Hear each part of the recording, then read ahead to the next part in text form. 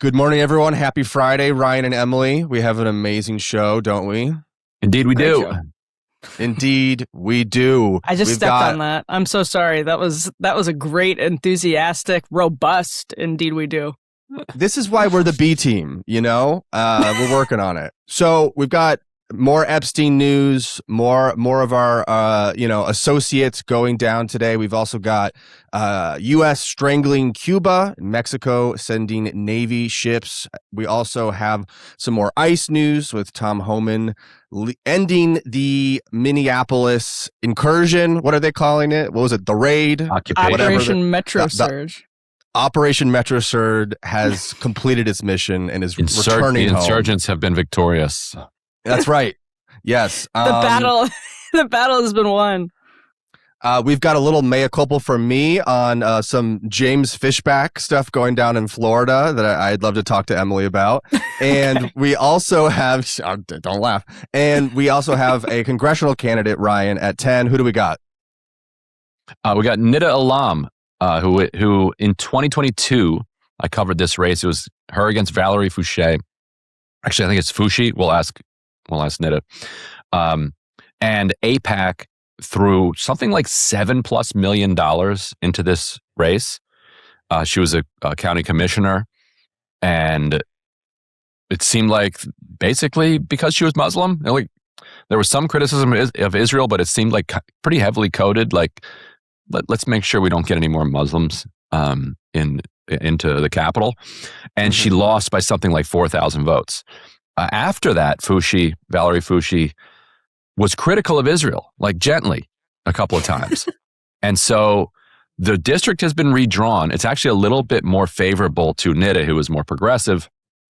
And if the election unfolded exactly as it did in 2022, Allam actually probably wins this time. But this time, it seems like there's no AIPAC support coming for Valerie Fouché because of this very gentle criticism that she had offered. When the political tide started turning very heavily against Israel for what it was doing in Gaza. Last night, a super PAC came in support of Nida Allam, apparently dropping $500,000 worth of ads supporting her. We don't know who's funding that. Allam, probably doesn't either. If she does, maybe she'll tell us. But it's an interesting kind of turn of events because now AIPAC might end up losing this seat that they spent, $7 million 4 years ago to win. It's beautiful. Wow. And what's this gentle criticism? Could you give me an example? We actually even tried to have her on the show because I don't know, just don't stop killing children. It was like a little nudge in the right direction. I can look it up, but it was very mild, but it was eyebrow raising enough because I think she might have even cast a vote against one of the resolutions that AIPAC wanted everybody to support, which I remember was eyebrow raising because she had taken the AIPAC, she'd taken all this AIPAC money and then she took the AIPAC trip to Israel and then voted on something that didn't change anything, but didn't vote with them on something. It's like, oh, this is interesting. What's going on here? And apparently AIPAC not very forgiving. And Fouché has said she will, quote, will not accept AIPAC money in 2026. So I think, after taking $7 million of it through a super PAC 4 years ago, now she's saying she won't take it and she might lose as a result. Spring 2025, she said, y'all know that I took the money from AIPAC, but check to see how much I've taken since that time and check my voting record to see how I have voted and what I have voted for as it relates to the people of Gaza. And this was in response to somebody saying if she regretted taking all this money from AIPAC and taking this AIPAC trip. And so AIPAC did not taking kindly to that.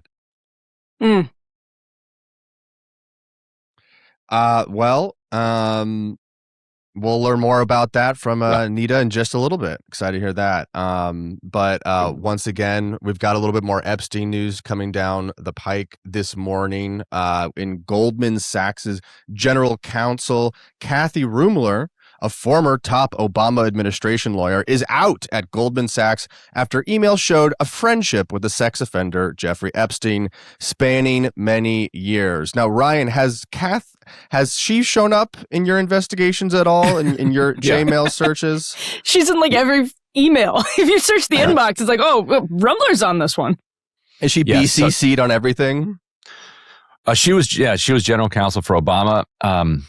And so she was, and we've reported this, Ariana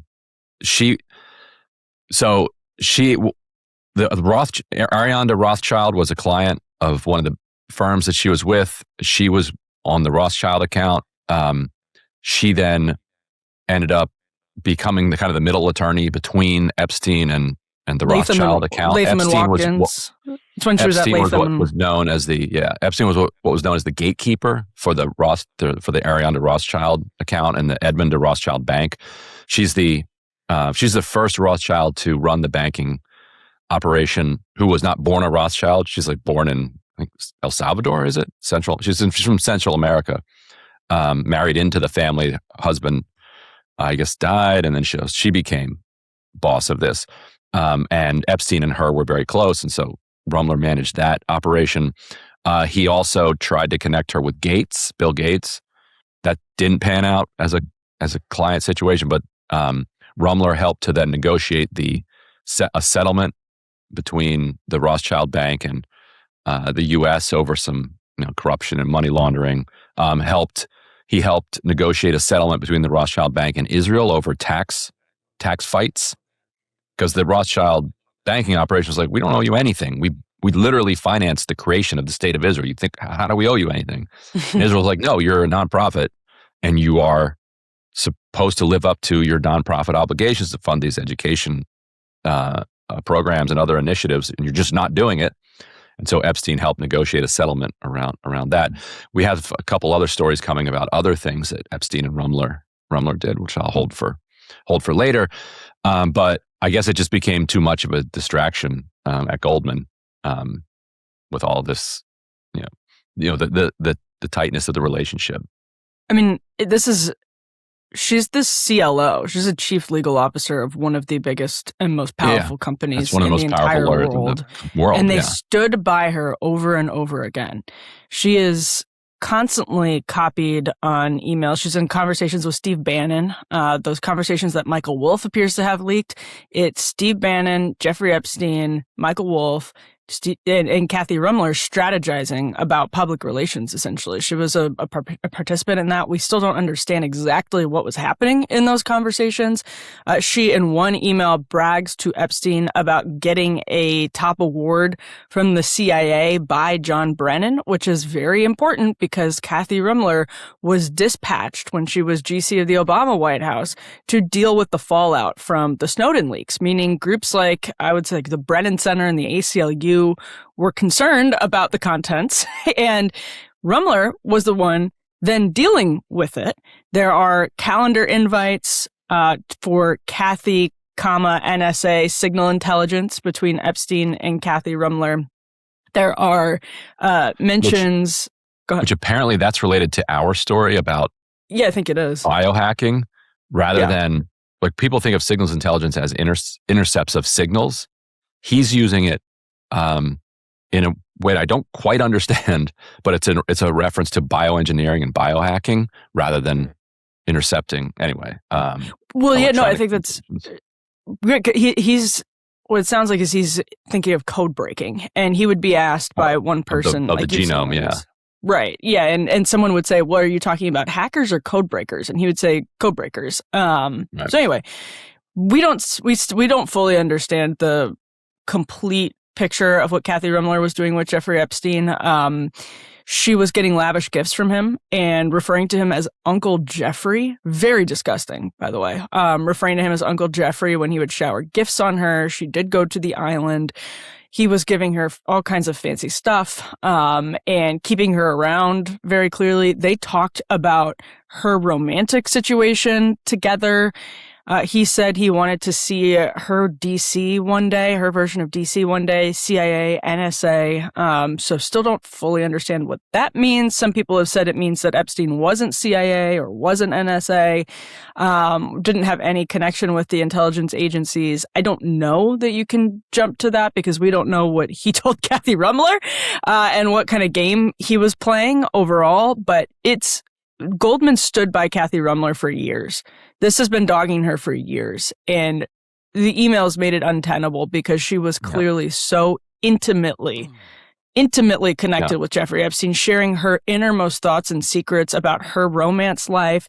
She was a participant in these big picture schemes, as Dropsite has reported and as Ryan has been all over. So it would be absurd to keep Kathy Rummler on. It was already absurd enough, but this took down the CLO of one of the most powerful companies in the world. So, I think we'll see what happens. The legal world and Sachs in particular stuck by her, partly because everything she knows, but also lawyers are loath to ever, and for good reason, blame their lawyers for the client's behavior.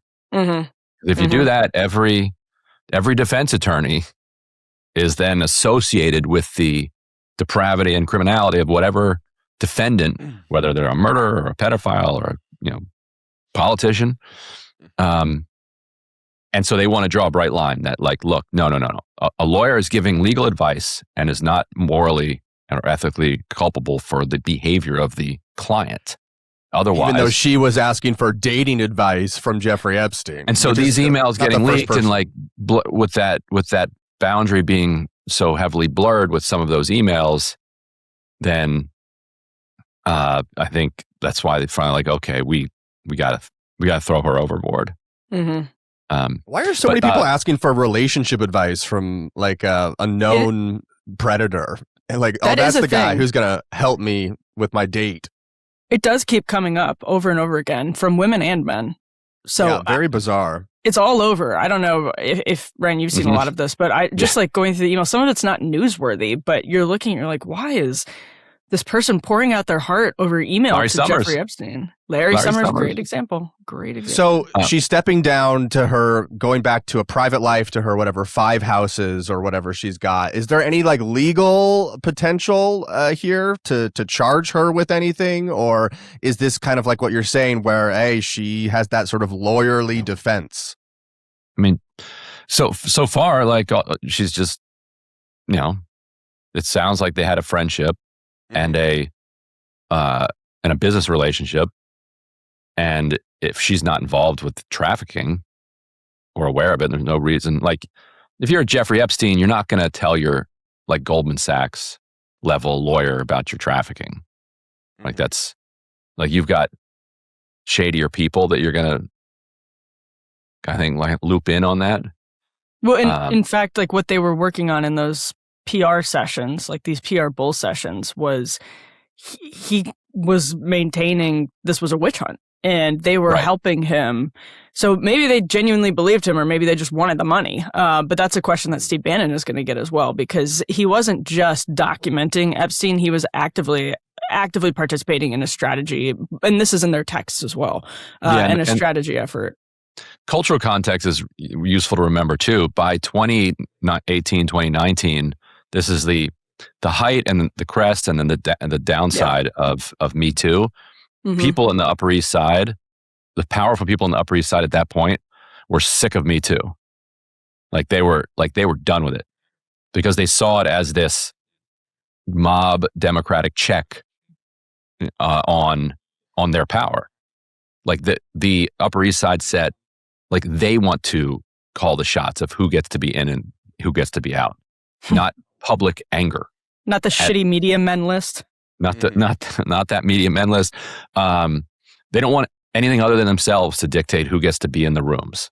And so by this point in time, those elites are completely fed up with this moment in time. And so they were, I think, probably willing to defend.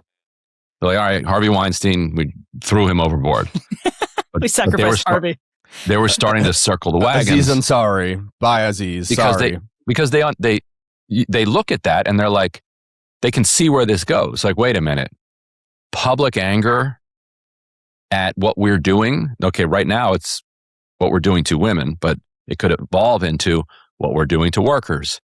What we're doing to the country, what we're doing to children, and the way that we're producing anxiety and across the board.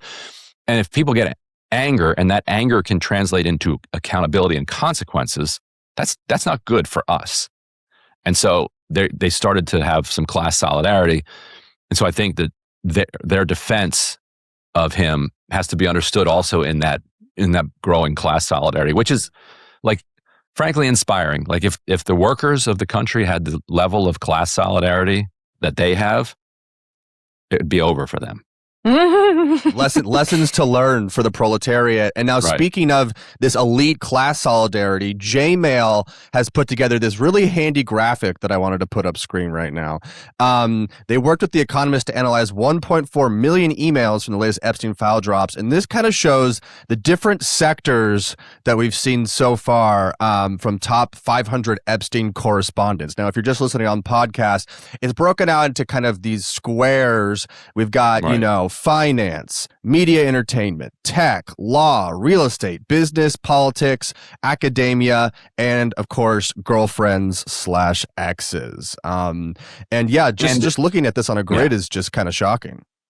It is. There's also, and this is not shade at J-Mail, it's more at The Economist, because I love J-Mail. We're working with them on building this product. But it's good to have some countries in there too.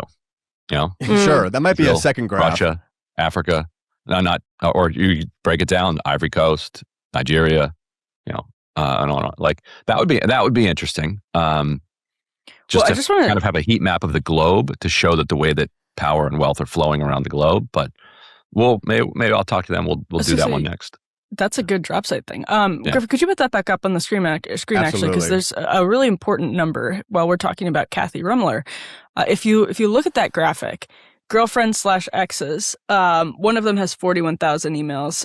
That's crazy. That looks to me like it's the highest number of emails on the chart. But Ghislaine Maxwell is at 10,000. Kathy Rummler is over 11,000. And Kathy Rummler wasn't even introduced to Epstein until later in this time, in this timeline. So, right. Yeah. A lot of the Ghislaine emails go back to 2005, but it seems like they didn't meet until 2015, as far as we can tell. So the sheer volume of messages back and forth. I mean, look at Deepak Chopra, 5,300. As you're going through the inbox, you do see just the patterns of his communication. And I think it's just that number when you're looking at all these other important people that he was talking to all the time. And then you see Rummler at 11,000 emails in a matter of 4 years. That should tell you something about why Goldman Sachs suddenly got very nervous. The only other thing I wanted to add about Rummler is that clearly, if she's getting a behind the scenes CIA medal and has implied to him in some way or the other that she's involved with NSA, and we know she was involved with the fallout from the Snowden leaks, so it would make sense. Also, she was White House General Counsel. She might have felt confident about some level of immunity, formal or otherwise. And also, yes, absolutely. And also, if I were going to be her, if I were going to defend her on this, yes, Epstein is a world historical villain at this point, as we understand it. At Goldman Sachs and at the top law level, everyone you're defending is a world historical villain. Mm-hmm. These are all bad people. Mm-hmm. So from her perspective, she's wait a minute, all of a sudden, I can't work with bad people. Do you understand the occupation that I'm in? This is a social scene where you look around and you've got, Henry Kissinger over here. You got you have Larry Summers. All in the same room, literally at the same parties. These are all of the villains. And isn't that like a current dictator? Oh, that's a former dictator. He ran death squads financed by us. So you're supposed to look around this room and be like, oh, but that guy is off limits. They're all rotten. And it's just kind of bad luck that for her that this is the one that got plucked out and was like, oh, actually, turns out you're right at the center of this global sex trafficking scheme. And so, I suppose it's also possible she was a handler or something. I don't know. It's hard to figure any of that out. I like Ryan's defense. Ryan, you have a future at Goldman. Yes, so it's an opening too. There's a big opening, so his days are numbered for the Friday shows. But we have more from Ro Khanna. This came from Ro Khanna yesterday. This is a new email that was redacted. Ro Khanna says, I saw this email at DOJ today. This is a political figure who shouldn't have been redacted. It's a direct violation of Rep. Thomas Massie and my Epstein Files Transparency Act. And I'll read a little bit of the email. This is a very interesting one. This is a very interesting. So this is to Jeffrey Epstein. Subject, I beat Bush. Hi, Jeffrey. I got more votes than Jeb Bush got in Iowa, and I only had 1 congressional district. He had 4. It's so funny to me, totally embarrassing to him, still like Trump, and might be a delegate to the Republican convention. Was in St. Thomas for a couple days. Did call this island, but never heard back. Went scuba diving off St. Jeff, and it was beautiful. Would be totally funny, to me at least, if you put a big fake shark or statue under the water where the divers go. Love ya, redacted. Love ya. Mm-hmm. So the internet's assessment is that this is Marco Rubio. No, I'm just joking. That it's Gwendolyn Beck, 2014 congressional candidate, and Todd Blanche is saying that Ro Khanna is wrong and that the person counts as a victim. But this gets into a very dicey territory because they've tried to call they called Scaramucci a victim. Like they redacted Scaramucci. Like tell us about the Mooch's victimization. Like what's going on? Is it like fraud? Is that their argument? Fraud I don't victims? think so. So what was Beck involved with? Like how is she a victim? Like there's no evidence that she is a victim here. So why are you redacting her name? Like you can't just redact every woman's name who's in here. Tell us who she is, Ryan. What's that? Tell us who she is. Why we're Gwendolyn Beck. She ran for Congress, and she was close with Epstein. Clearly, so what was her role? Like, what's going on here? Just a Republican, because it was sent the day after the Iowa. Yes, 2016, February 2016. Yeah. Yeah. But okay, anyway. So she was a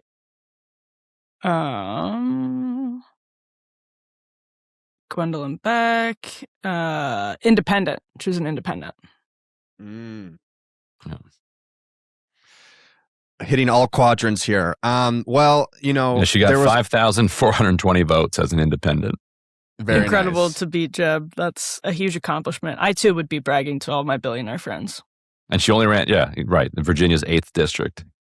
It was, for a second, it did, before all of this came to light. It was like, okay, so try to figure out, I was asking AI which Republican candidate in 2016 has posted about scuba diving before. And obviously, it wasn't Chris Christie. It wasn't, it didn't seem to me like it would be Ted Cruz. So it was a little bit of a mystery. I felt like Agatha Christie for a while. Yeah. Who left the scuba gear at the Epstein Island? Epstein clue. Ooh, that would sell. Yeah, an Epstein clue. Yeah, that one, unfortunately. Now, Emily, you mentioned Steve Bannon earlier, and a new Steve Bannon thing came across my desk, and I don't know if you've seen this one, but I wanted you to react to it here. This person says that Steve Bannon's war room was Jeffrey Epstein's idea so that Steve could avoid registering under FARA. No, Bannon, friend of the pod. So here in this, it says, Steve Bannon says, excellent. Then the redacted name says, Georgi Schwartz, real name of George Soros, was careful not to register under FARA. NGOs were carefully structured. My reading is that you can form a media company and make the umbrella exemption. Steve Bannon says, on it. Then redacted says the media co has lots of advantages, source privilege, etc. So, Emily, what do you make of this? Well, first of all, this was like one of the only times I've looked at an Epstein piece of advice and been like, well, I guess people were actually getting decent guidance from him, because that's quite a loophole that Epstein was steering Steve Bannon to. Now, I don't think that necessarily means War Room itself is a creation. My understanding of Steve Bannon is that he's had a lot of companies over the years, and is one of those people that manages different things. Yeah. Although he didn't create Breitbart, and it wasn't his own thing. But I think he had a film company called like Victory Films, and he's had. Well, I don't know if he created a separate entity where he was getting, for example, money from his sources in the kind of populist right in Europe. And I don't know the date on this. I meant to look it up last night, but maybe he was getting money, and then maybe that's a pass-through entity to War Room, or maybe it's just a separate entity where he's taking money from these people, and then it goes into War Room. And maybe potentially he never created this media company that Jeffrey Epstein was referring to, and War Room is like some I don't know how it's formally incorporated. It could be different, but Bannon is, boy, does this man have a lot to answer for, because these messages are strategies to help Epstein, to coordinate with Epstein, to have Epstein help him to infiltrate the Trump circle. There's a point where they're going back and forth over whether Bannon should try to bring Jared Kushner into the kind of populist world, and Bannon and Kushner have always been at each other's throats. So Epstein is like encouraging him to get in with Kushner, which is interesting for UAE purposes. So there's just, there are a million pieces of this puzzle. I actually don't even know how many pieces there are to this puzzle. I just know that there's a million of them on the ground, and none of them look particularly good for Steve Bannon. Yeah, and it seems like Bannon is using Epstein to try to get leverage over Trump. Like he feels burned. You know the Trump world better, but feels burned by getting pushed out of the White House. He wants to kind of be the guy who is the, colonel of the MAGA army on the, on the outside. And there's one very revealing message where Bannon says something like Trump, keeps Trump up at night. Knowing that we're so close to each other, which is not true because Trump doesn't sleep, so nothing keeps him up at night. He's just up. He's just up. TV keeps him up at night. True Social keeps him up at night. Yeah. His own broken brain keeps him up. But clearly, he's getting insight and information about Trump that he feels like he can use as leverage against Trump at that point to solidify his position in the MAGA world. The fact that he's maintained his position in the MAGA world, despite that knowledge being out there, is kind of wild. Like you would think you get caught doing that. A proper mob boss is like, Bannon, how could you do this to me? Like you're gone. But no, which I think speaks to his significant grassroots support that remains. He is. You can't he has an independent power base at this point.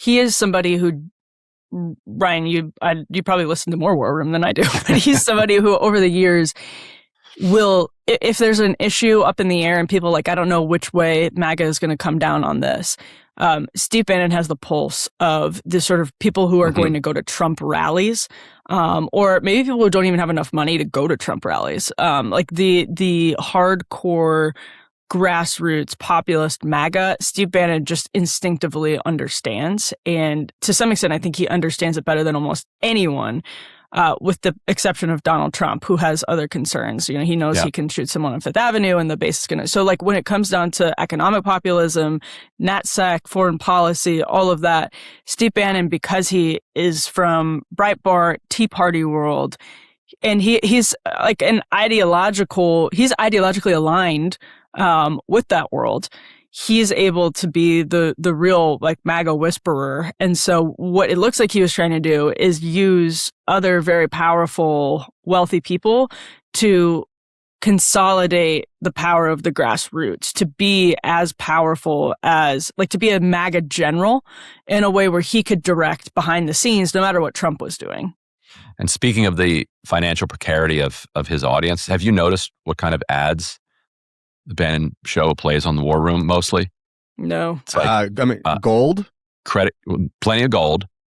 Credit card debt consolidation. Yeah. You have tax bills that are way overdue. You need to fight the IRS. Sulfuric acid. And then, of course, Getter, which I think to this day is still advertising that you can get Charlie Kirk's thoughts if you download the Getter app. It's like, put a new ad in there, guys. Just record another one. Yeah. Yeah. I think you were talking about silver solution, Griffin, not sulfuric acid. Well, what did they ship to the island? What did they burn the bodies with? Sulfuric acid, yeah. Oh, they did? Oh, I thought you were talking about like cringe ad on... I was talking about the gallons they sent, what they put in the tub in like Breaking Bad to burn the body. There you go. There you go. Well, I just want to say I wanted to move on to Cuba next, but I did just want to say we're going to keep on covering all the intricate details of this. And this weekend, I really came to appreciate the work that happens on this show and from Drop Site, because we were at a media event over the weekend with people that kind of imbibe a little bit more of the mainstream coverage of Epstein. And when I talked to people at our media table that Epstein potentially was associated with Mossad and former PM Ehud Barak, people looked at me like I was fucking insane. Which goes to show you there's kind of two narratives kind of happening. One that's very surface level in the mainstream media, and one where you're going to get a lot more of the details and paint a much broader and filled in picture at places like Drop Site and what we try to do here. So I was proud of the show and very embarrassed at dinner because people thought I was crazy. I was trying to think this morning, like, if we weren't doing the work that we're doing, like what the media landscape would look like when it came to the coverage of Jeffrey Epstein. Not that we are remotely the first one to go down this path. Like Whitney Webb has done terrific work on this for many years at this point, and plenty of others in the like independent space have done it. But among those who are kind of read in the and viewed with a mass audience, like if you wanted to tell your aunt or your uncle, no, seriously, there's something to this, go read this X news article or go watch this video that lays it out, without breaking points of drops, I'd be like, what exactly would you send them that they would be able to read and be like, oh, okay, this is credible and I understand this. Not much. Like Twitter threads. Yeah. Mm-hmm. Nobody wants Twitter threads. Like, because especially Twitter, like the way that they're putting this stuff out. Yeah, it's not good. And people screenshot it and then it's disaggregated from the source, and then people make fake ones and and now DOJ has taken down like most stuff. Like they've taken down a ton of zip files just in the last like 24 hours. So right now you basically have to go to either Gmail or distributed denial of secrets to get like the actual files. Like you can't even go to DOJ for a lot of it anymore to prove that it's real. So it's a mess. And just like offering any of the details from these shows at your dinner table, at your social function, they're almost designed to make you sound like a nut. Right? Yeah. Like the way that if you were to talk about these to the audience, we've been considering doing a long form, like 3-4 hour entire capsulation of everything we've learned about the Epstein thing, and maybe that can be a resource for you to share to your friends and family, so you can look a little less like a kook. So if you think that's a good idea, let us know in the comments, and we're heavily considering that. But that will bring us to our next topic, Ryan, which is Cuba. What's going on with Cuba right now? We're strangling the island, and it seems like the administration is kind of panicking a little bit. I wanted to put this up on screen. Several sources tell The Economist the United States is considering sending small quantities of fuel to the island, gas for cooking and diesel to keep water infrastructure running. Rubio could easily end up as the public face of an induced humanitarian crisis. It's really eerie how quickly and seamlessly the U.S. moved the Gaza policy over to Cuba. Like, in fact, they are still withholding the humanitarian aid, life essentials from Gaza.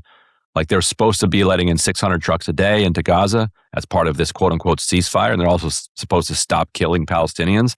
They've done neither of those things. They're still restricting aid. They won't even let new tents in. Like there are people living in tents that are now like 2 years old and completely destroyed from the weather. The conditions are absolutely unspeakable. There's like this fierce like respiratory illness that is like rocking through the Gaza Strip at this point. And they haven't even ended that before they now replicate a version of it over in Cuba and cut off everything and then become the power center that's going to that's going to loosen the chokehold a little bit. So like first you choke them completely to the brink of death, some people to death. If you look at childhood cancer fatality rates in Cuba, because we're not allowing in the equipment and the supplies that you need to treat cancer, children are dying of cancer at a much higher rate than they were previously. So we're already killing people in the most torturous, kind of gruesome way. But now what they're suggesting is, because somebody just posted an aerial photo. The island's like almost completely black. They're like, we are going to induce like a humanitarian crisis for these 9 million people that used to be like 12 or so before Biden and Trump smashed the population down to 9. That is going to be horrific. And with the healthy assist from the Cuban government that was beating some. Yeah, and it's like, okay, Israel was like October 7th. What did Cuba do? Like, what on earth are you doing to Cuba? For why? Like, did Cuba do like 1959? Like, really? Like, and it's also so crazy to be like, to just have finished, and we're not even finished, but over in Israel, it's like 1948. They talk about it a lot. And the Israelis will say, it's over, forget about it. 1948 happened. There's no right of return. Like, we're a state now. Get over it. Like, we're now the state of Israel. We have a right to defend ourselves. We have a right to exist. Anybody who is bringing up 1948 is insane. Now over here, like, no, 1959, 11 years later, that somehow is a reason to starve millions of people in 2026. Like, can we get an ounce of consistency in our like barbaric behavior toward people? Apparently not. So putting the U.S. in the position of loosening the chokehold then gives them this power over life and death in Cuba. And the idea is, and you had Mike Hammer, who's a diplomat in Cuba, going around like door to door handing out supplies. So like you starve everybody and you hand out a little bit of stuff that gives you control over their lives. And then the idea is then you can then you become the government effectively. Like if you're the one that's keeping people alive, you are the government. So it's like a regime replacement, subtle regime replacement without doing don't even worry about them collapsing. Like just completely starve them. And then what are they at that point? And Emily, what's the conservative perspective on this? You know, is there a threat from the Cuban government? I mean, this is 90 miles off the shore of America. Like, what is the conservative perspective on the need to do regime change in Cuba? I don't agree with the policy prescription, but one of the places where Ryan and I probably disagree is that the Cold War rationale for taking Cuba extremely seriously as a threat is that it's obviously ripe for the picking of a hostile foreign actor to, launch surveillance operations, potentially nuclear weapons and other types of weapons, like missiles, all those types of things when you're so close to the United States. And there have been incursions, or there have been efforts from places like China, obviously still Russia, maybe a little Iran, but who knows what to believe because all of this is from, propaganda. You don't totally know what's propaganda and what's not, but the potential for it to be co-opted by a hostile foreign actor is there. And obviously the Cuban government works heavily with other countries that haven't been friendly with the United States for various reasons. I'm not saying it's all just because they're inherently bad people, and we're just perfectly innocent. But Cuba has a government. I think it's a little bit unlike Gaza in that respect. That like they do have a government. They have government infrastructure. Yes, it's true. The blockade has been very problematic for them, but I think it's also that they bear some of the blame. That said, conservatives in my mind are wrong to continue this policy of just blockading, starving, trying to do what Kissinger said to Nixon about Allende in 1973, make the economy scream. And then you'll be able to do your regime change. Has not worked in Cuba for decades. Is not currently working in Iran either. I mean, we'll see what happens. But to keep recycling that playbook when you have especially a country like Cuba that is right off of your coast, and that you now have a significant amount of leverage over, and could genuinely try to thaw the relationship with in a way that is better for everyone, is better for the malnourished children, who, if you don't want kids, like let's just say you're the most conservative person in the world and you don't want kids starving under socialism. That's what you see happening in Cuba and you don't want that to happen anymore. There's actually a better way. There's actually a better way. Don't starve them. There's actually a better way. The United States has relationships with all kinds of different countries that have all kinds of different governments. And if you want to stop suffering in Cuba, you at some point probably can do that. And now is a great time, actually, to do that because of the amount of leverage that exists. So to just act like this is a stand against socialism is obviously absurd. And right now, there's a pathway to ending suffering or alleviating suffering that's better for both the United States and for the people of Cuba. I know a lot of conservatives disagree with that, but if Venezuela is any example, if you want to take the Trump playbook and you want to recycle that, there might be some way, whatever it looks like, if you're conservative. So that's something to think about. Yeah, the Cubans have said what do you want to negotiate? Democracy, human rights, direct foreign investment, tourism, like what? Like we're put it on the table. Let's talk. It is very true what Emily said, that the conservative argument is that Cuba is some sort of a threat. I feel like that's rooted in this like 1960s, 70s understanding of Cuba. If you look at say drug interdiction and migration, like the country that is the most helpful to the United States than any other country in the hemisphere is Cuba. Particularly when it comes to drug interdiction. Like now it's cut off right now because the U.S. is trying to, destroy them. But they've said any moment that you want to get back to doing drug interdiction in a normal way, like where we go up to the boat and like search it, and then if it's not carrying drugs, we let it go rather than execute them from the sky. We're happy to do it. They're like, we don't believe in executing people from the sky on a suspicion.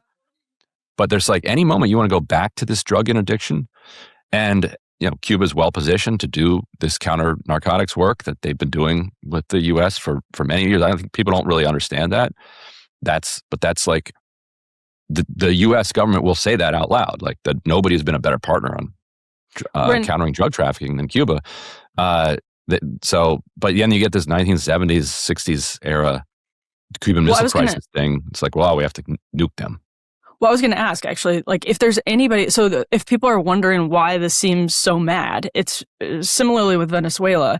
It's that you have people who have poured decades of their life since the Cold War into these movements and are sort of stuck. They would dispute and USAID money. Like, yeah, exactly. We spend $100 million a year building an industry toward this. And you shouldn't be surprised. Yeah. You get stuck in this loop, which is that you have dedicated so much to the ideological goal of total and complete regime change that, like the Bay of Pigs, at some point there are enough Cubans to rise up, and obviously it didn't work then, but there are enough Cubans that will rise up top of the regime and bring back the next Batista, and everything will be great and happy. But if ever there was somebody who could break that pattern and shock people out of the loop, it's Trump. I mean, look at what they did in Venezuela. Right. It was a little baby step in a better direction by, I don't know if it'll be better or not, but by keeping Delcy Rodriguez, like a direction that was not what the hardcore hawks wanted to have happen. So anyone could like shake people out of this loop, where Cuba is still, 1960. I think on principle, it's still very important that you don't have China getting a foothold in Cuba. That's obviously true. But if anyone could shake people out of the idea that squeezing their economy and their people is the way to prevent China from getting a foothold in Cuba, it would be Donald Trump. So the time is ripe. And what is Rubio's end goal here? Now, the article seems to state that Rubio's getting nervous that he's going to be the face of a humanitarian crisis. But this does seem to be exactly what he's wanted for a really long time. Well, and maybe you disagree, but is the end stage goal here to strangle the island until it becomes like a U.S. colony, or what is the final goal here? Yeah, he said a couple of weeks ago, we want to see the regime fall. Mm-hmm. He's like, that's not exactly what we're doing, but like we would love to see that. He would love to see that, and he'd love to see it replaced by some Bukele-like right-wing figure. Right. And now there, just like Gaza history repeating itself, there is a flotilla being planned to break the siege, much like there was a flotilla going to Gaza. Now, what are the chances that this flotilla will have a better chance at actually getting to Cuba, or will it just be like the IDF where America swoops in and stops them in the ocean? Like, what is that going to look like? The problem is that, like, Gaza needed the things that the flotilla was bringing. Now, they need a lot more than the flotilla was bringing, but those were the kinds of things they needed. What Cuba needs is fuel.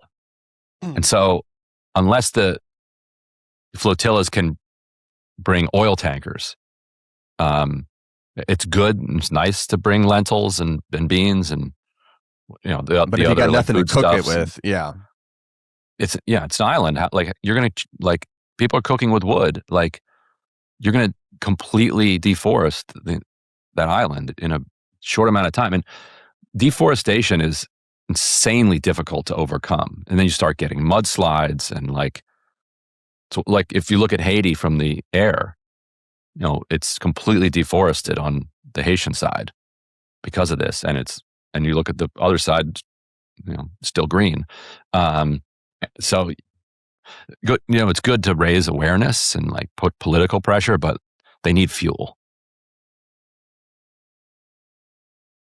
All right. Well, that will lead us to our congressional candidate. Last update from the news side. Russia has basically said they're not going to challenge the U.S. and bring fuel. Mexico has capitulated. China is the only one that is saying they're still going to send as much fuel as they can. So we'll see what kind of conflict that brings. China is also bringing solar panels, and they've tried to accelerate the installation of these solar panels. I think they're now up to 20% of energy from renewables and solar, so wind and solar. So that's nowhere near enough, and you can't do it fast enough. And you need fuel to power this through the transition. But so that's the state of play. China is the only one saying they're going to help. We'll see what they actually end up doing. I read that the Mexican Navy sent 2 boats with some supplies. I'm not sure if there was any oil on that. Lentils, beans, not oil. They don't want to be. I mean, this is Mexico. Ryan, correct me if I'm wrong. Mexico is the largest supplier of fuel to Cuba, and so that's a really, really significant consequence of the American empire. Honestly. Yep, that's right. All right. Ryan, who do we got coming up next? Well, I got Nida Allam, candidate for House in North Carolina, running against Valerie Fouché. Is she here? She'll be here in just a moment. We'll just wait for her at this point. And Ryan, maybe you can, while we wait, tee it up. I know we talked about this at the beginning of the episode, but give us some of the backstory in case people are just tuning in for this part about why we're talking to Nida today. Yeah, so Nida Allam is from Durham County. She was a Durham County commissioner. The way she got into politics, though, that some of her friends were the victims of very high-profile hate crimes in Durham County, and that inspired her to say, "I want to get into public office." And she became this Durham County commissioner, and then in 2022. Ran for Congress, was very popular locally, and was expected to win that race. Instead, AIPAC came in through their super PAC, spending more than $2 million to try to tear her down and lift up a rival candidate, Valerie Fouché. Fouché ended up winning by something like 4,000 votes, and so has been a member of Congress now for a couple of terms. Fouché, though, so this is 2022, so it's January of 2023 is when Fouché is sworn in.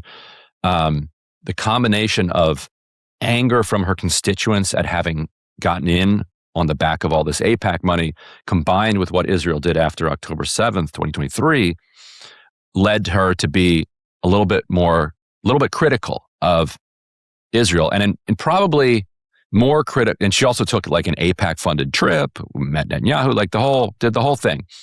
So she was probably more critical of Israel than anybody else elected with at least $2 million of AIPAC money. So it's not as if she was out there joining the squad or joining others in like denouncing in a really confident way what Israel was doing, but raising real questions about what they were up to. And then in 2025 spring, she said at a town hall, she's like, "I'm not taking AIPAC money," and implied that she was asked if she had regrets about it. She said, "Yes, I took AIPAC money at the time, but I'm not going to take it again. So I want you to trust me on that score." And so now Allam is running against her again, and so it looks like she's not going to have the AIPAC support, and may end up losing her seat, which it creates complicated politics around it, because you do want people, right, when they get in office to break with AIPAC, so that they can present their own vision, like whatever they think they should do and whatever their voters want them to do, like that's what they should be doing, not like what a special interest is telling them to do. You do that's better for democracy than doing what a super PAC tells you to do. And we've got it right here, Ryan, by the way. Yeah. On the other hand, she came in with $2+ million of AIPAC money, and Nida Allam is much more progressive candidate in the race, not just when it comes to Israel-Palestine. And she's about to get on the stage in just a few minutes to a rally with Bernie Sanders, and she so graciously offered to join right before that rally. Let's welcome her to the show. Hi. How are you? Welcome to Breaking Points. Yes, I'm good. Thanks so much for having me. So where's the Bernie rally? Is it going to be live streamed? Can people watch it?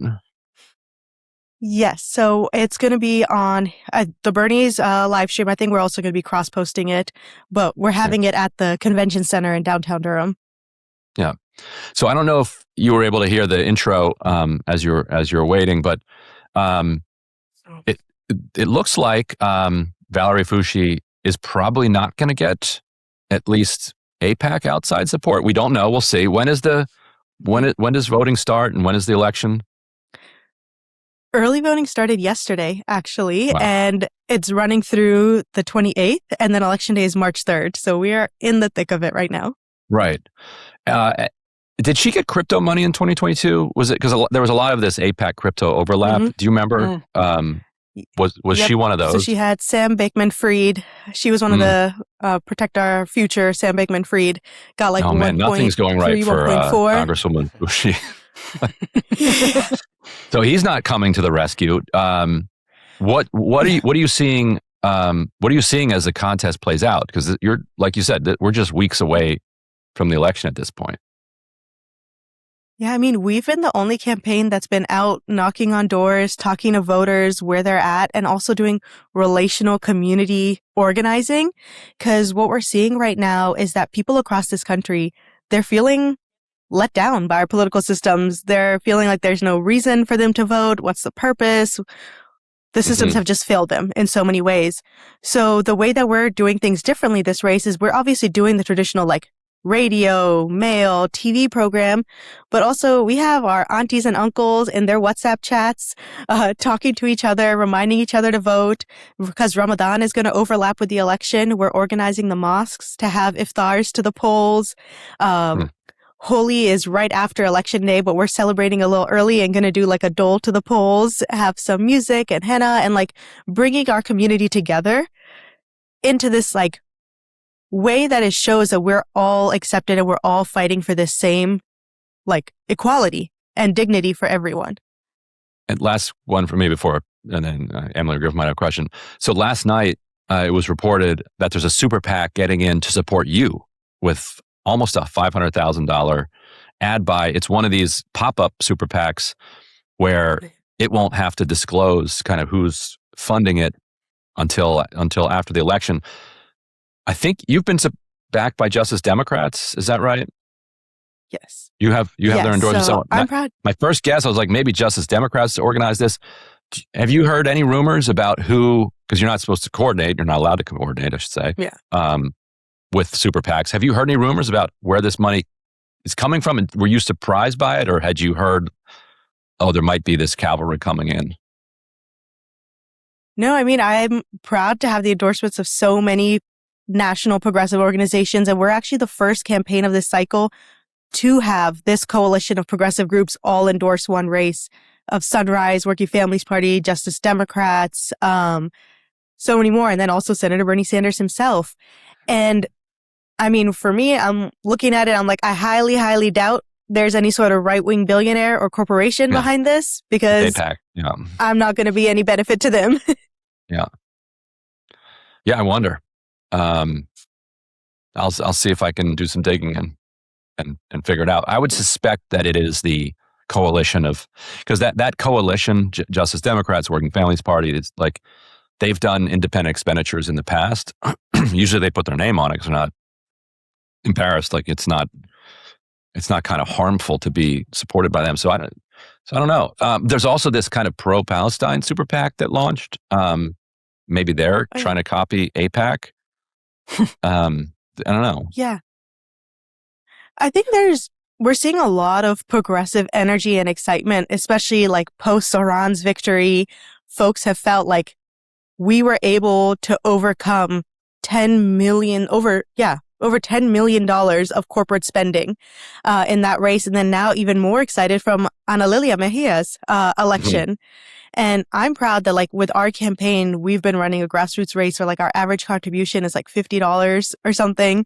And it's coming from working class folks in this district and across this country who understand that I'm running for the 4th Congressional District, but I'm going to be a champion for everyone across this country who wants to live with dignity, which is everyone.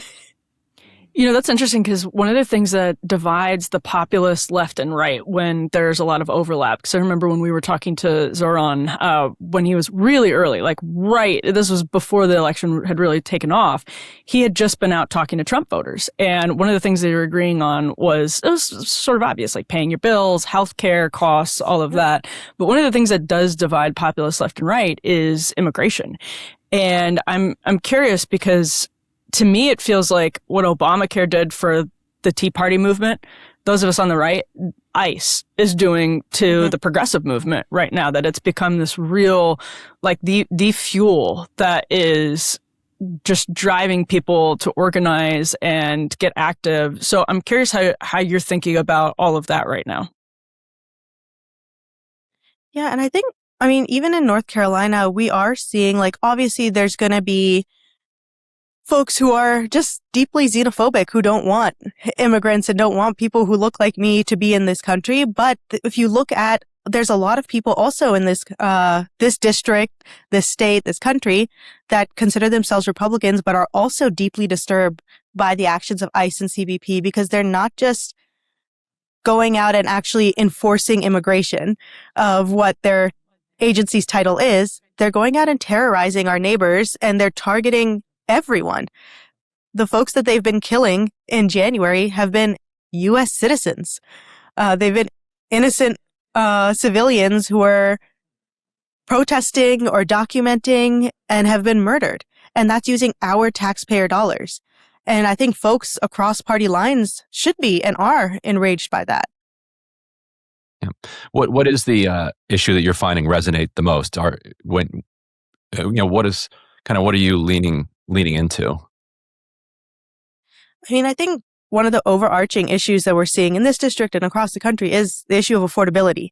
And immigration is really deep and top of mind for everyone also right now in this moment. And it's personal to me as a naturalized citizen myself, the daughter of immigrants from India and Pakistan.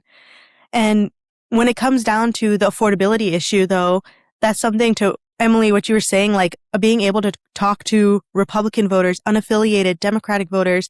Like I'm a county commissioner in the bluest county in North Carolina, but I've built relationships with Republican county commissioners across our state because when we talk about building our budgets as at the county level and the challenges we face of the state not doing their jobs to fund public education and how that creates a greater load on our counties and how we have to balance picking up that load, but also taking care of our residents and making sure that they're able to have, their SNAP benefits, their social welfare programs, all of those things actually reaching them.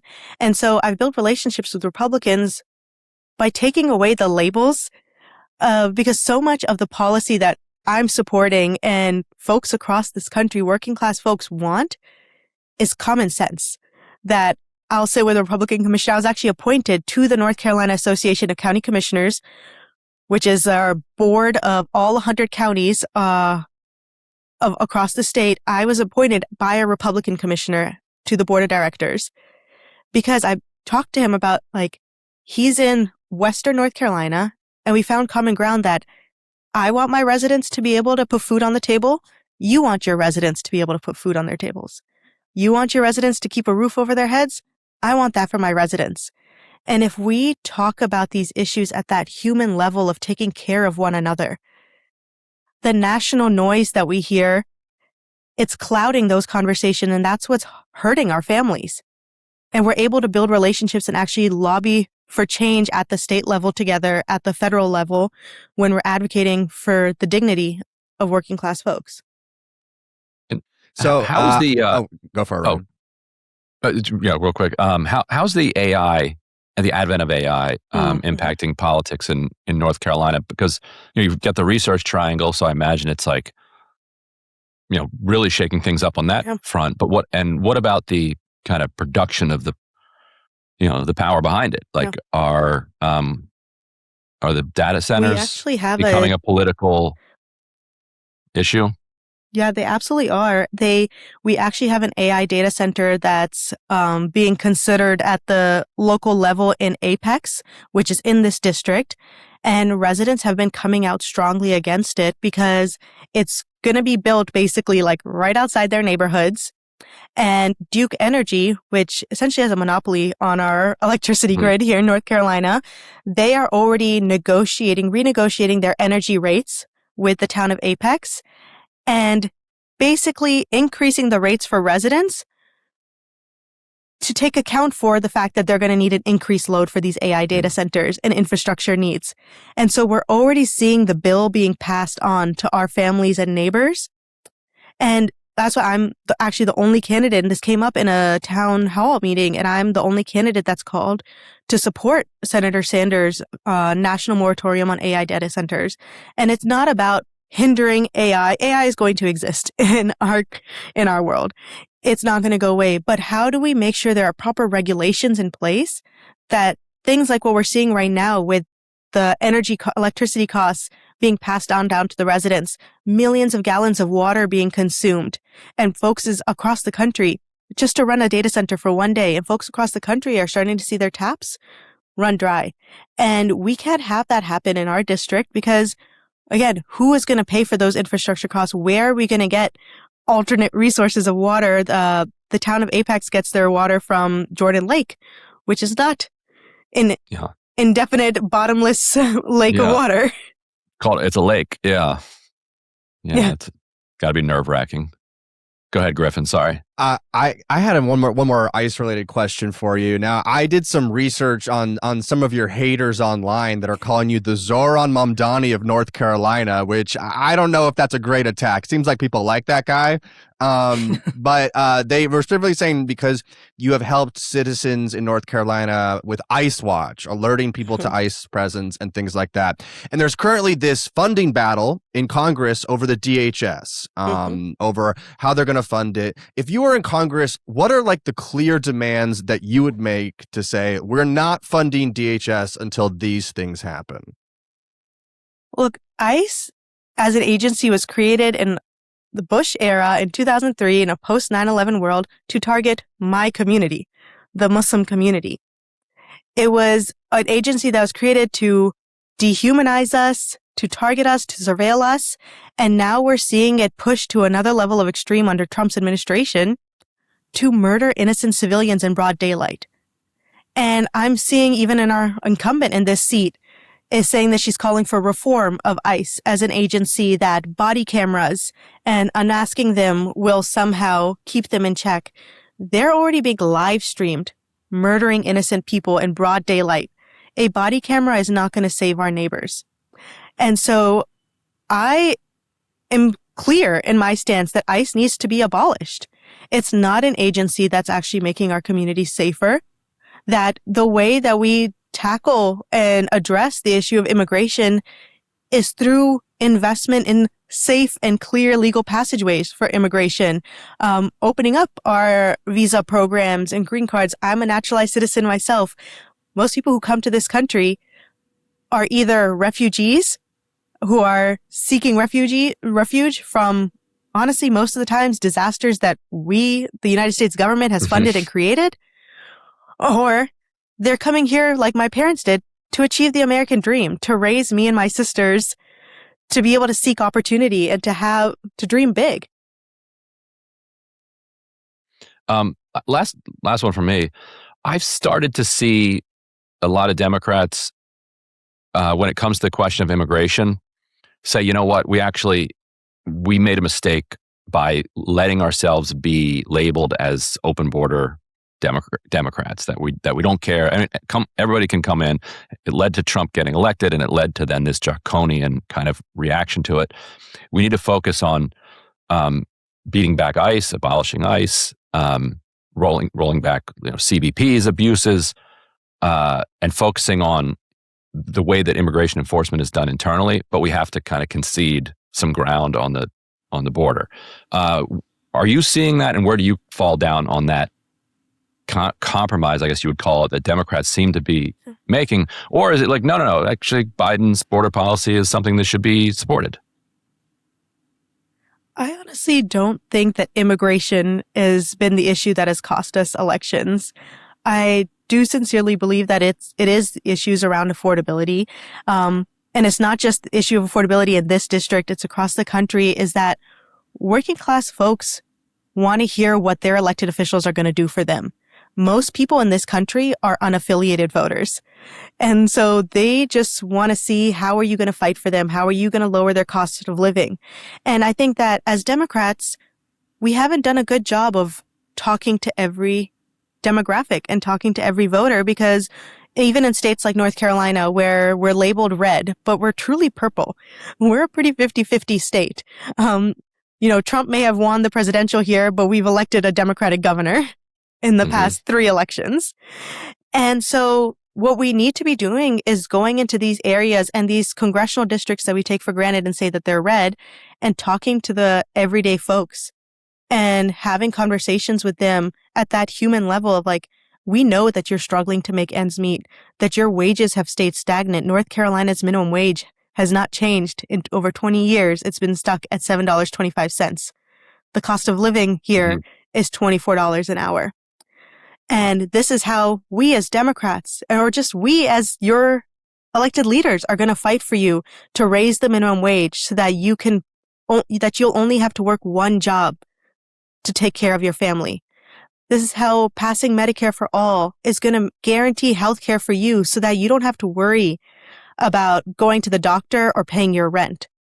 And having those conversations with folks face to face through community town halls, through relational organizing, that's what we've struggled and failed with, I believe, as a Democratic Party, is that we've taken these votes for granted, that they're red, they're going to vote red. There's no point in us reaching out. But we can't label our counties and our districts as red or blue when it's all working class folks. Awesome. Cool. Well, we got anything else before we let her go on to her very busy day with that rally? Big day. Big day. Yes. Yeah, we'll be watching. Yeah. We'll be watching. We'll be tuning in. We'll include a link to your website in the description. Any final words before we send you off? No, just thank you, Ryan, Griffin, Emily, so much for this opportunity. I think this election, it's the first primary alongside Texas, and we have the opportunity to show that not only can progressives win, they can win in the South. And we're going to be able to prove that come March 3rd. Yeah. All right. Thanks so much for, thank you so much. Thanks. Talk to you soon. All right. That'll do it for the first half of the show, and we'll see you back here in just a moment. All right, we are back in the second half of the show here. We're going to release the full show altogether publicly for everyone today. And, we just talked about it's a little tease to see what you get with the premium subscription. Sometimes we act as business people, and we have business strategies. Oh, that's so adorable. Wow. So we were looking at a certain race in the South in North Carolina, but I had to turn our attention momentarily to another race in the South. I'm talking, of course, about the Florida governor race with one James Fishback. Now, have y'all been keeping track of the Fishback news? The guy got suspended from Twitter? Is that what happened? He got suspended from Twitter. He got suspended from Tinder. Lord, what do you have to do to get suspended from Twitter? My God. Well, even worse, he got suspended from Tinder, which is even more challenging. That's far, far more challenging. Let me tell you. Didn't he say he was harvesting votes on Tinder? I guess that could be a terms of service violation, right? He was reaching out to women. Yeah, he was reaching out to female voters on Tinder, is what he said. Doesn't he have a girlfriend that he brings around with him? Well, he wasn't trying to. He was just trying to get their votes. That's all.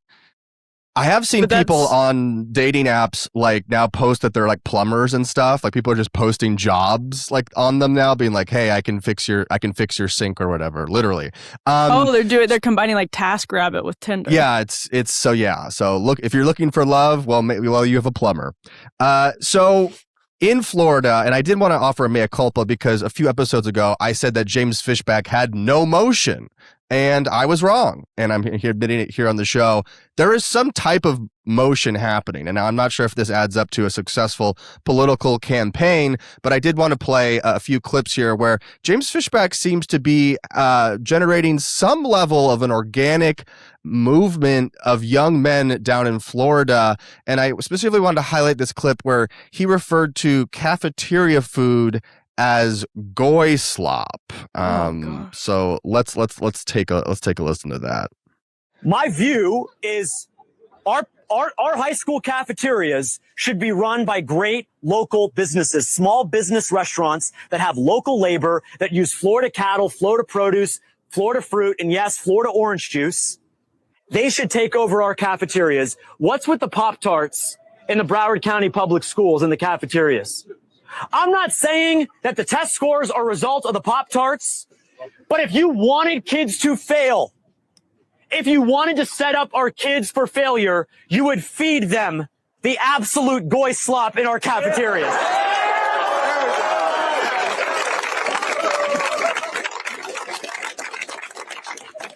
And for those just listening, he put his hand over his heart at the end of that there, emotional. All right, as an old person, what on earth does he mean by goy slop? It also implies the existence of Michelin star goy, like a high class goy food as well. It means slop? Isn't you never heard you this is not part of your vernacular, Ryan? I'm not. I need a little bit of education on this. Okay, Reddit, confused about goy slop. I'm gonna read a thread while you guys discuss. No, please elucidate the entire audience. I want the Webster definition. Let's see. It's like dog food, the food made for a dog. Goy slop for a goy. Mm-hmm. For the goyim, okay. Us. And okay, so I see. So it's like playing into anti-Semitic tropes that they're saying that the Jewish people only feed non-Jewish people dog food. Is that what the? Essentially, yes, okay. Essentially, and that's what got the pop from these young Republican kids here. Now, listen, I mean, outside of the vernacular usage, it is hard to debate the fact that we do feed absolute dog food garbage to our children, and we do not invest in the future of our kids. When Michelle Obama tried to change that, she was like presented as like this was like Mao Zedong coming back from the grave. Right. So forgive me if like I don't have the most amount of patience for this argument coming from the right. Like why? What was wrong with Michelle saying it? Except did Michelle needed more anti-Semitism in her presentation in order for it to be acceptable to universalists and non-bigoted? Potentially. Okay, so we can get good food for the kids, but only if we like lace it with bigotry. Yes. Okay. Right now it's laced with preservatives and additives, but it could use a little bit more of the anti-Semitism. And you know, sure. I mean, you got to raise taxes. Like property taxes are going to have to add go an up. Income tax in Florida, and I don't think he's suggested that. Right. It's more expensive to have a local business make the food than it is to have Cisco come in and feed them slop. Like that's just a fact. I think that'd be a good thing. I'm for it, but I'd like to hear how Fishback is going to pay for that. I guess he'd say he's going to use the Israeli bonds. Yeah, potentially. And you know, it seems illiterate, but whatever. The outside of the specifics of the cafeteria food, which, you know, Ryan, I know you have kids. I'm not sure what the food's like at their schools, but just they like pizza day. Pizza day, sure. Chocolate milk day. But the chili is outside good, they said, which is kind of disturbing. Like, okay, all right. So the chili's not goy slop, but everything else is. But, you know, outside of the specific vernacular, the larger picture here seems to be that James Fishback is a new type of young Republican that is activating young Republican voters by becoming the far-right meme come to life. I've got more footage here like of just being straight up anti-Semitic. Yes, but he's memeing in all sorts of ways. You know, it's not just the anti-Semitism stuff. He claimed that someone tried to burn down his home, so he came out with an AR-15 gun. If you threaten our campaign, if you lay hands on a single one of our volunteers, if you come back to this home and our staff, our volunteers are working hard, we're not waiting for the police. We're going to shoot you with an AR-15, sight on scene, 5.56. Yeah! That's what we're...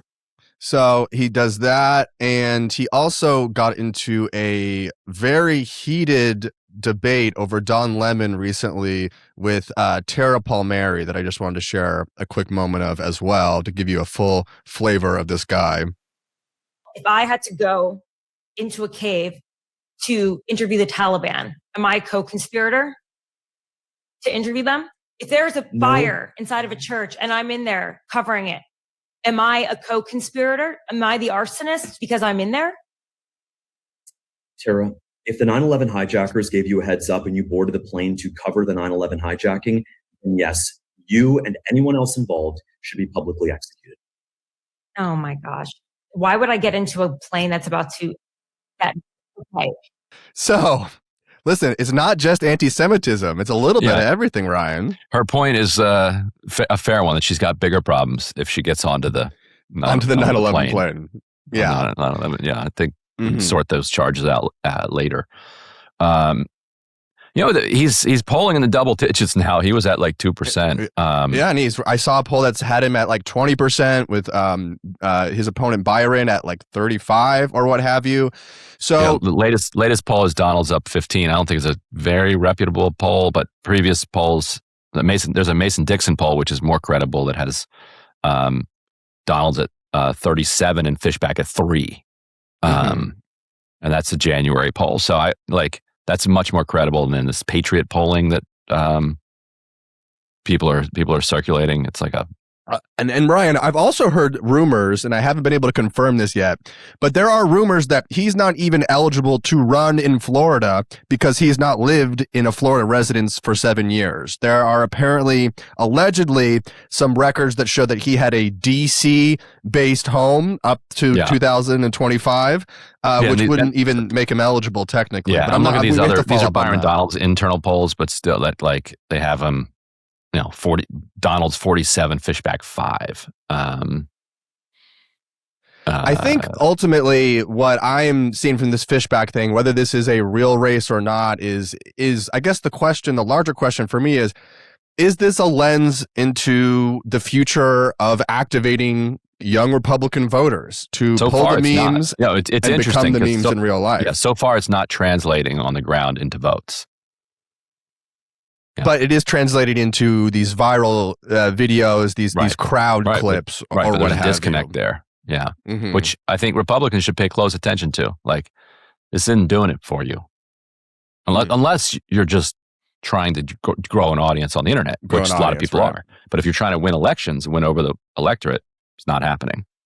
Yeah. Well, that was my James Fishback update. Just wanted to keep everyone ahead of what's going on over there. There is another race that we've been looking at for a little bit. Mr. James Talarico versus Jasmine Crockett. Ryan, what is going on with this Talarico Crockett race? We've talked a little bit behind the scenes about it, but what do you make of this? And who would you say has the better chance here between the two if you were voting in Texas?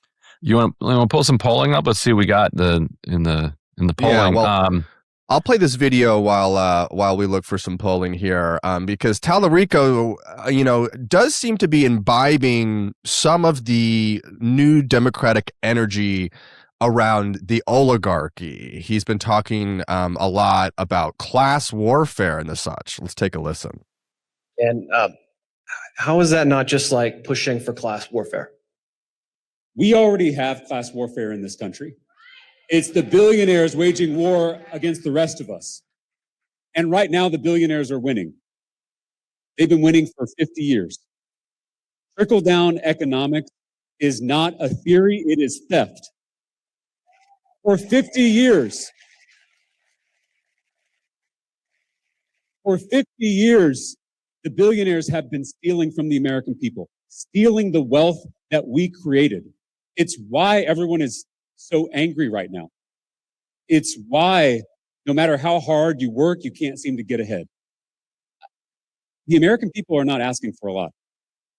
A job we don't hate, a house big enough to raise a family in, and a little left over so we can go on vacation every once in a while. That is a lot harder than it should be. Harder than it should be in America. So I'm not fighting for class warfare. I'm fighting for the American dream. So that is Talarico fighting for the American dream. And that does seem to be like what he has been kind of pushing over and over again, whereas the Jasmine Crockett side seems to be solely around, I'm going to fight Donald Trump. I triggered Donald Trump, and I'm the one that triggers Donald Trump the most. Yeah, that was the first clip of his I saw circulating where I'm like, okay, this guy's like, all right, I'm listening now. Okay, let's hear what else you got. I still think he's got the problem that he kind of looks like he's 17. Not to be shallow, but vote. That matters to voters. So I'm looking here at the Times summary. There's been 3 polls that are not internal polls in January. 2 of them have Crockett up. University of Houston. The School of Public Policy there has Crockett up 8. Slingshot Strategies poll, Texas Public Opinion Research has Crockett up 1. And then Emerson College, good pollster, sponsored by Nexstar, which is the News Nation and local news conglomerate, has Talarico up 9 over Crockett. So it feels like the polling is basically tilting Crockett's way a little bit, but not in a way that you would say that this race is anywhere near over. And this is after there was, 2 weeks ago, and we covered on the show here, what was supposed to be sort of like an identity politics kill shot on Talarico, where they said, oh, he called Colin Allred a mediocre black man or whatever, which potentially maybe back in 2018, that might have been it. But it doesn't really seem to have fully put the holes in his tires. I think he also denied it. He denied it. And then Allred and Crockett, came in for some significant criticism from national Democrats for kind of going in on it. So yeah, that is a different state of affairs than would have existed a couple of years ago. And, Talarico seems to be, he's catching the wave of the anti-oligarchy. People are mad at the billionaires or what have you. And he says the billionaires are what's wrong. But I did a little bit of research, and I had to flag this Politico article. Dem darling Talarico showered with Miriam Adelson linked money. A group funded by Adelson was the biggest donor to James Talarico's campaign last year. His like state legislative campaign. Yeah. And so his defense of this has been, it's kind of a funny defense. It's like, this was not about Israel. This was about gambling. Perfect. He was for this casino that the Adelson Empire, wanted to build in Texas. So it's like, okay. All right. Well, best we can do, I guess. One's got to go, Israel or gambling. Yep. It's your pick, Ryan. You can't have both. Well, I mean, one of them is committing a genocide. The other is, utterly cutting like entire like finances of the country. I would get rid of the one doing the genocide. Well, not get rid of, but like have them end their genocide. Mm-hmm. Okay. So that's us. We're pro-gambling now, as long as we can end the genocide. I feel really good about that. Well, he could also just say, I'm not taking any super PAC money or any Adelson money, no matter what the cause is. I do think it's a sign that they're obviously she's not giving him money for a Senate campaign either. Right. But this is kind of a sign that there's going to be a lot more centrist Dems that are like, I get it, yo. Like, whatever Bernie's saying, anti-oligarchy, sure, whatever. Just don't look into, like, any of my past, and, like, we're good.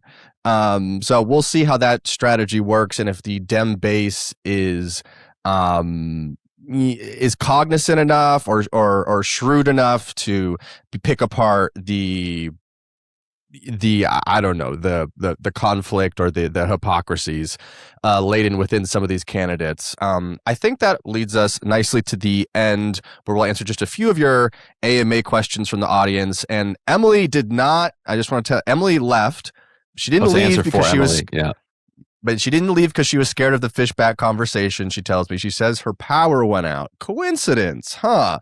I was hoping for a virulent defense of Fishback from Emily. I guess we'll never know. Don't think we're going to get that. Yeah. I guess we'll never know what she would have said there. But let's get to some of these AMA questions. First off, someone asked, what was your experience on the Piers Morgan show yesterday, Ryan? How did that go? Well, it was usually when Piers Morgan's reaching out, you're like, oh God, like, so like it's going to be some, shout fest, whoever can shout earliest and loudest. Mm-hmm. But they were like, no, like, we just want you to come on and like talk about your reporting when it comes to Epstein and also Netanyahu's visit to DC. We didn't end up having time for the Netanyahu visit to DC. And then I left, I did my piece, and then Dershowitz and Bassem Youssef just, kind of go at each other for however long they went at each other. So that's actually kind of a nice, ideal situation to be in. I like sharing the reporting, and then the other folks can hash it out.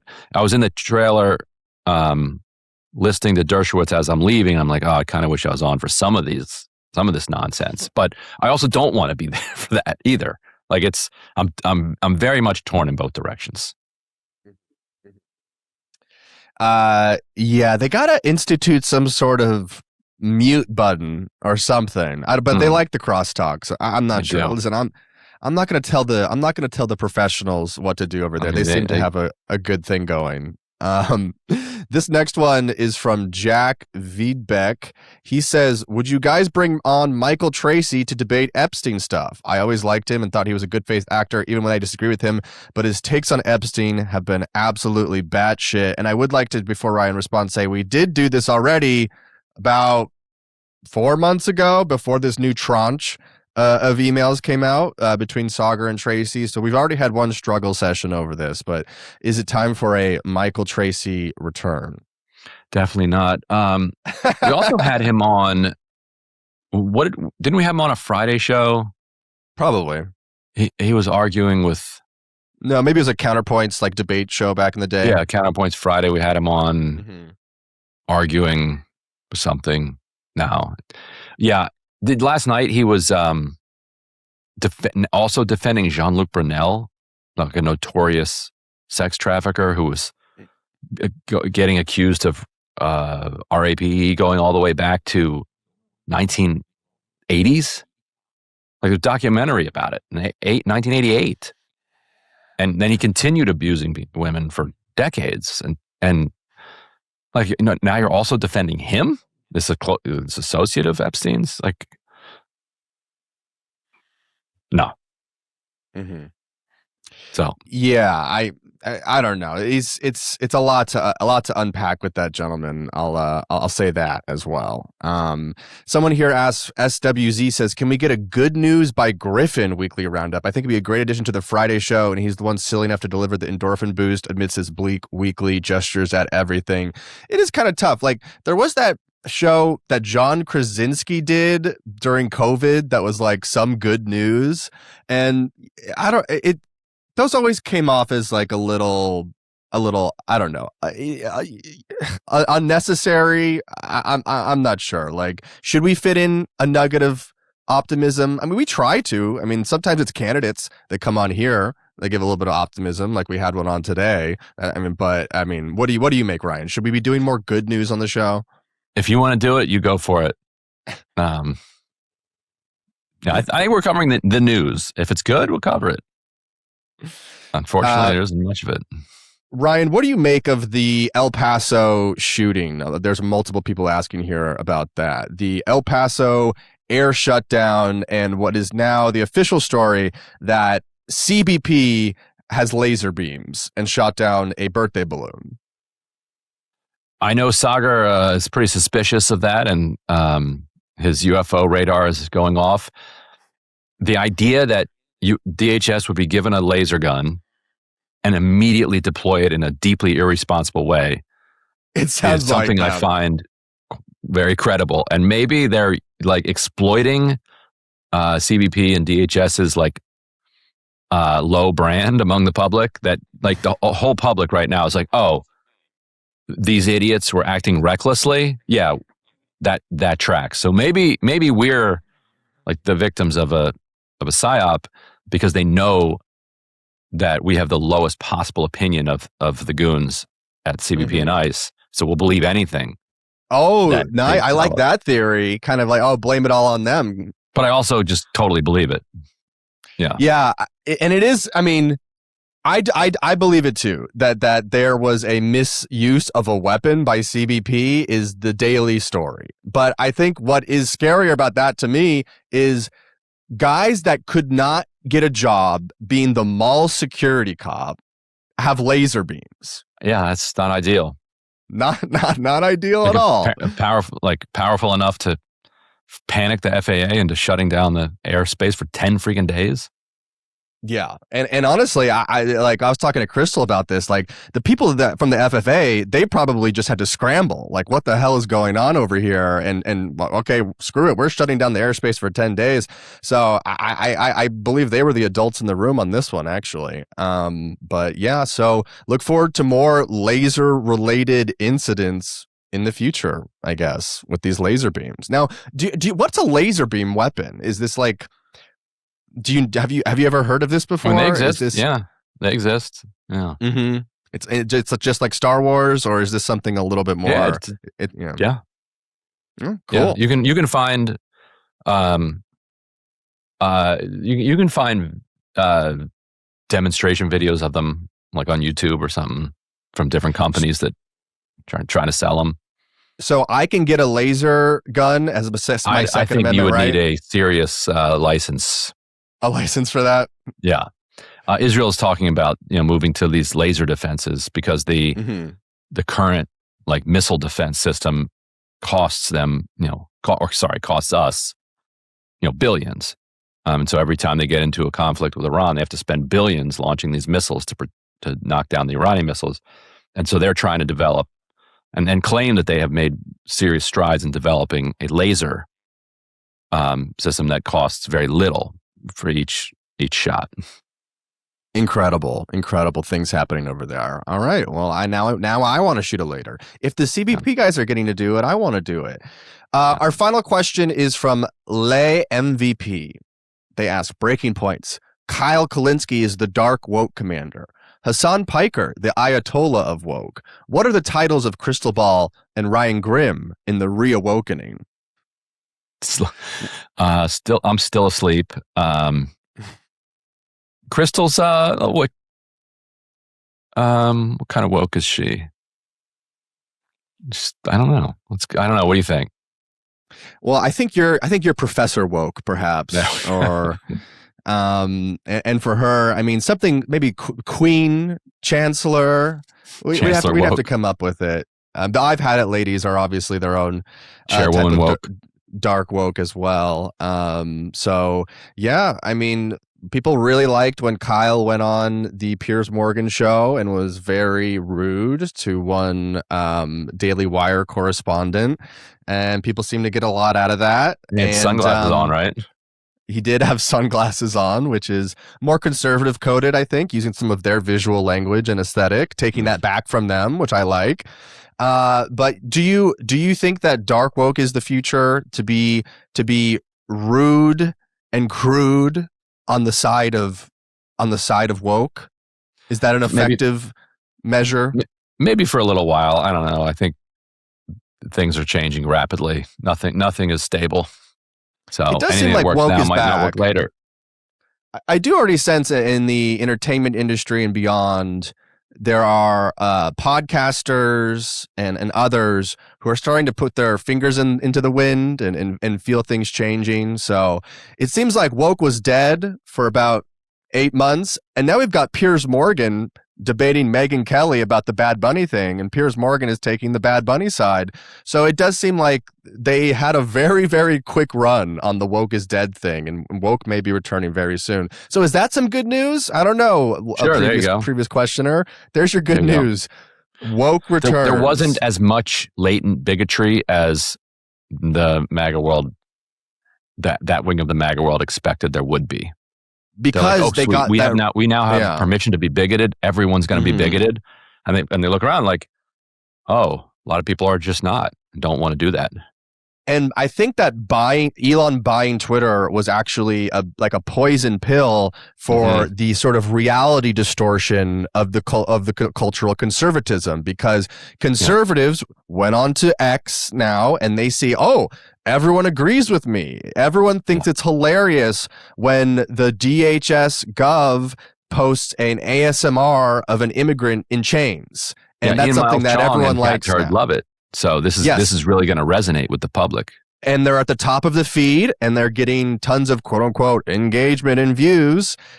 So surely this must be the feeling of the nation. And so we're going to stack our White House communications with that energy. And most people have found that kind of revolting, including many of my young MAGA friends. I've talked to many of my young MAGA friends that voted for Trump, and they go, man, like, I didn't think I was voting for, like, ripping a mom out of her car. Like, I don't know what they thought they were voting for, but it wasn't that. Right. Yeah. No, I think that's right. So that's something. All right, and that's another good news story. We'll do them all in the AMAs. That's going to do it for us this week. Again, thank you so much, everyone, for supporting us at breakingpoints.com with a membership. Just to peek a little bit behind the curtains here, these have been some of the biggest weeks on the show with our very intensive breakdowns of Epstein news. and you'll see what our clips are getting way bigger views than normal.